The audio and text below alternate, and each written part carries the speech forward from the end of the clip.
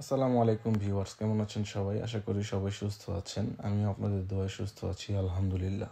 আমার আজকের গন্তব্য ঢাকা থেকে কক্সবাজার। সেজন্য প্রথমেই আমি চলে এলাম ঢাকার আরামবাগ বাস কাউন্টারে। এখান থেকে শ্যামলী পরিবহনের একটি নন এসি বাসে করে রওনা দিয়ে দিলাম কক্সবাজারের উদ্দেশ্যে, যার ভাড়া ছিল 1000 টাকা জনপ্রতি। বাসটি রাত 11:45-এ ছাড়ার কথা থাকলেও বৃহস্পতিবারে ঢাকার যানজটের কারণে বাস কাউন্টারে এসে পৌঁছাতে দেরি হয় এবং রাত 1টায় ফাইনালি আমাদের বাস কক্সবাজারের উদ্দেশ্যে ছেড়ে যায়।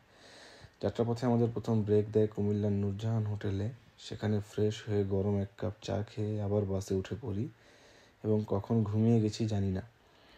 ঘুম ভাঙার পর দেখি ভোরের আলো ফুটে গেছে এবং আমরা চট্টগ্রাম পৌঁছে গেছি। এরপর চট্টগ্রামের বাইজিৎ লিংক রোড, কর্ণফুলী নদীর উপর শাহ আমানত সেতু পার হয়ে প্রাকৃতিক দৃশ্য দেখতে দেখতে আমরা পৌঁছে যাই কক্সবাজার জেলায়। আরও কিছুক্ষণ বাস চলার পরে ফাইনালি আমরা পৌঁছে যাই কক্সবাজারের ডলফিন মোড়ে এবং দেখতে পাই অপার সৌন্দর্যে ভরপুর কক্সবাজারের সমুদ্র সৈকত।